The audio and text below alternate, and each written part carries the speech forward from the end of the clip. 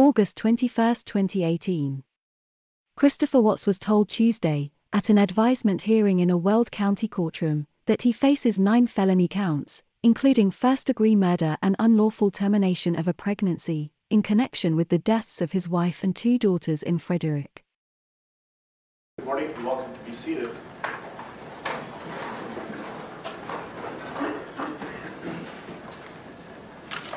Okay, we are on the record.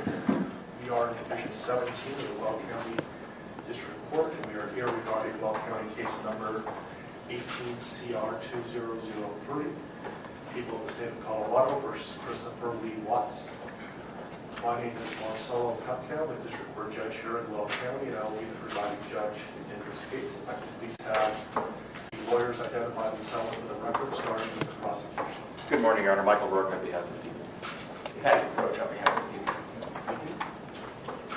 Your Honor, John Walsh on behalf of the defense. Jim Gerson on behalf of Mr. Watts. Thank you. Thank you. And Mr. Rourke, did you want to make a record regarding compliance with the Victims' Rights Act? Yes, Your Honor. We are in compliance with the Victims' Rights Act. Frank Rusick, who is Shanann Watts' father, is present in the courtroom, as is Frankie Rusick, who is Shanann Watts' brother. They are present in the courtroom, and we have advised them of the purpose of today's hearing and what we expect to occur. Thank you. Mr. Watts, last week I gave you a limited advisement because charges had not been filed. They have now been filed, so I'm going to give you a full advisement. If at any time you have any questions, please let me know, and you're welcome also to certainly consult with your attorneys, okay? Yes, sir. So, you do not need to make any statements. Any statements you make can be used against you. Do you understand? Yes, sir. You have the right to be represented by counsel, and if you're indigent, you have the right to request the appointment of counsel or consult with a public defender before any further proceedings are held, and I see that you've taken advantage of that right. Any plea that you make must be made voluntarily and not the result of undue influence or coercion. You understand? Yes. At this point, I have denied your right to bail, given the charges. You can certainly have a conversation shortly about that issue. You have the right to understand the nature of the charges. We'll go over that in a moment. You have the right to a jury trial. You also have the right to demand and receive a preliminary hearing within a reasonable time to determine whether probable cause exists to believe that the offenses charged were committed by you. Do you understand? Yes, sir. I assume that the defense has received a copy of the complaint and information. Mr. Watts will explain to you what you have been formally charged with and what the possible penalties are. Count 1 alleges that on or about August 13, 2018, Christopher Lee Watts unlawfully, feloniously, after deliberation, and with the intent to cause the death of a person other than himself, caused the death of Shanann Watts in violation of Colorado Revised Statutes 18-3-102, subsection 1, subsection 8. And that crime is classified as murder in the first degree, a class 1 felony. Do you understand? Count 2 alleges murder in the first degree, also a class 1 felony, and it reads that between and including August 12, 2018 and August 13, 2018, Christopher Lee Watts unlawfully, feloniously, after deliberation, and with the intent to cause the death of a person other than himself, caused the death of Bella Watts in violation of Colorado Revised Statutes 18-3-102, subsection 1, subsection 8. Do you understand? Count 3 alleges murder in the first degree, a class 1 felony, and specifically it alleges that between and including August 12, 2018 and August 13, 2018, Christopher Lee Watts unlawfully, feloniously, after deliberation, and with the intent to cause the death of a person other than himself, caused the death of Celeste Watts in violation of Colorado Revised Statutes 18-3-102, subsection 1, subsection 8. Do you understand? Count 4 alleges murder in the first degree, a class 1 felony. It alleges that between and including August 12, 2018 and August 13, 2018, Christopher Lee Watts unlawfully, feloniously, and knowingly cause the death of Bella Watts, a child who had not yet attained 12 years of age, and the defendant was in a position of trust with respect to the victim in violation of Colorado Revised Statutes 18-3-102, subsection 1, subsection F. Do you understand? Count 5 alleges murder in the first degree, a Class 1 felony.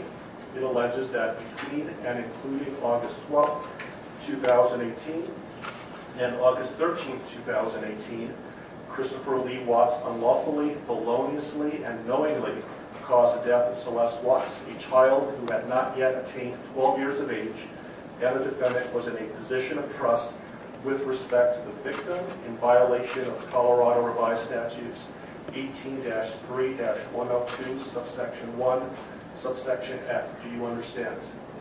With regard to these first 5 counts, the minimum sentence that the court could impose if convicted is life imprisonment in the Colorado Department of Corrections, and the maximum death, the sentence is death. Do you understand? Let me also point out that pursuant to Rule 32.1 of the Rules of Criminal Procedure, the prosecutor would have to file a written statement of intent to seek the death penalty no later than 63 days after arraignment. Do you understand? If a life imprisonment sentence was imposed, it would be without the possibility of parole. Do you understand that? Count 6 alleges a Class 2 felony of unlawful termination of pregnancy in the first degree. Specifically, it alleges that on or about August 13, 2018, Christopher Lee Watts, with the intent to terminate unlawfully the pregnancy of a woman, namely Shanann Watts, feloniously and unlawfully terminated the pregnancy of the woman. Further, the woman died as a result of the unlawful termination of the pregnancy in violation of Colorado Revised Statutes 18-3.5-103. Do you understand? Yes, sir. The possible penalties, if convicted for this crime, is a mandatory minimum 16 years in prison up to 48 years in prison, followed by an additional mandatory parole period of 5 years. Do you understand? Yes, sir. Count 7 alleges tampering with a deceased human body, a Class 3 felony. It alleges that on or about August 13, 2018, Christopher Lee Watts, believing that an official proceeding was pending, in progress, or about to be instituted, and acting without legal right or authority, unlawfully and feloniously, willfully destroyed, mutilated, concealed, removed, or altered a human body, part of a human body, or human remains with the intent to impair it or their appearance or availability in the official proceedings in violation of Colorado Revised Statutes 18-8-610.5. Do you understand? Count 8 alleges also tampering with a deceased human body, a Class 3 felony. It alleges that on or about August 13, 2018, Christopher Lee Watts, believing that an official proceeding was pending, in progress, or about to be instituted, and acting without legal right or authority, unlawfully and feloniously, willfully destroyed, mutilated, concealed, removed, or altered a human body, part of a human body, or human remains with the intent to impair its or their appearance or availability in the official proceeding in violation of Colorado Revised Statutes 18-8-610.5. Do you understand? Yes, sir. And finally, count 9 alleges tampering with a deceased human body, a Class 3 felony. It alleges that on or about August 13, 2018, Christopher Lee Watts, believing that an official proceeding was pending, in progress, or about to be instituted, and acting without legal right or authority, unlawfully and feloniously, willfully destroyed, mutilated, concealed, removed, or altered a human body, part of a human body, or human remains with the intent to impair its or their appearance or availability in the official proceeding in violation of Colorado Revised Statutes 18-8-610.5. With regard to counts 7, 8, and 9, those Class 3 felonies carry a presumptive range of 4 to 12 years in the Colorado Department of Corrections. there were sufficient mitigating circumstances, the minimum could be as low as 2 years. If there were sufficient aggravating circumstances, as many as 24 years. And any prison sentence would be followed by an additional mandatory parole period of 3 years. Do you understand? Do you have any questions about what I've said so far? And Mr. Merson, has your office filed a written intent to seek a proof evident presumptive grade hearing? Not yet, Judge, but we will be filing that. This case will be Mr. Walsh's and Ms. Harrell's. They will be attorneys listed on the, I believe, the most recent pleading from the defense. Okay, thank you. And I would point out, Mr. Watts, that the prosecution also indicated in the complaint and information that these were acts of domestic violence. Do you understand that? Okay, thank you. And so, Mr. Walsh, what is your request today? Your Honor, considering that we haven't received any discovery in the case, we're not in a good position at this point to advise the court about what kind of time we'll need. My suggestion to the court is that the court allow Mr. Watts to reserve the preliminary hearing in the case, reserve the proof evident hearing, and set the matter for a status conference about 60 days out. So just to be clear, he is waiving his right to have a preliminary hearing within 35 days, that he's not seeking a proof evident presumption grade hearing prior to the setting of the status conference in about 60 days, but he's reserving his right to have those hearings in the future, but not necessarily within 35 days. Is that right? Yes, Your Honor. We've spoken about those issues. And do you understand what we're talking about, Mr. Watts? Yes. Do you have any questions about that? Okay. And Mr. Rourke, do you have any objection to that request? No, Your Honor, that seems like the prudent way to proceed at this point. Okay. Let me give you a date that, how does, so 60 days is about October 20th or so. I have October 11th. Does that date work for the parties? I can go a little bit further if you like as well. I think a little bit further would make sense, Your Honor. Thank you.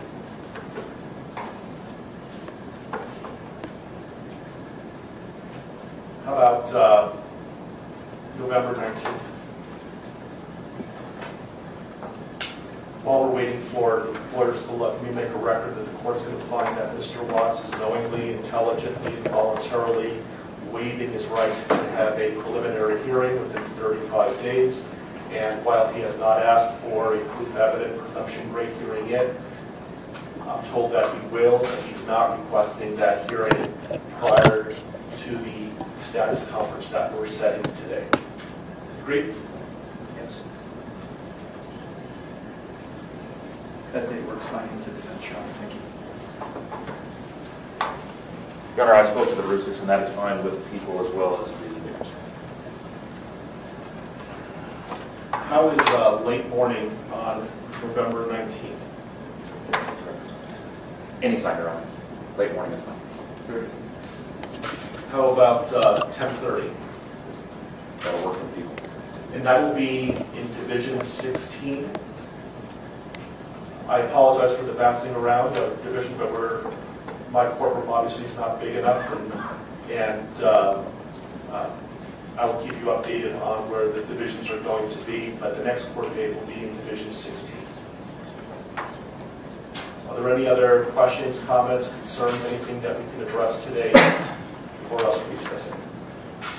I think there are a couple of things outstanding, Your Honor, and first I wanted to address one very ministerial point of clarification with respect to the standing decorum order that the court entered yesterday. By its terms, when the court defines the applicable areas, that includes my office, specifically the boundaries of the district attorney's office. I just wanted to make a request for clarification that the terms of this order do not apply to the conduct that occurs within my office itself. Agreed. Thank you. Otherwise, I have provided a copy of this to the employees of my office, and we will be providing it to law enforcement after this hearing this morning. Thank you. I also intend on issuing a case management order later today, so be on the lookout for that. I don't know if the court has the desire at this point this morning to address a couple of the other outstanding motions that the Public Defender's Office has filed. that we had entered or filed responses to. We have not addressed motions 2, 3, 5, and 7. And those are the defense motions 2, 3, 5, and 7. And for the record, our responses were C, D, E, and F. I don't have those motions in front of me, but I know that I issued a number of written orders yesterday. Did you receive those?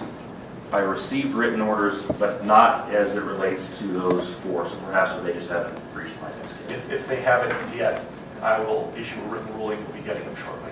But I issued a number of orders yesterday. Your Honor, does that include, I did get the order on motion 5 and motion 7.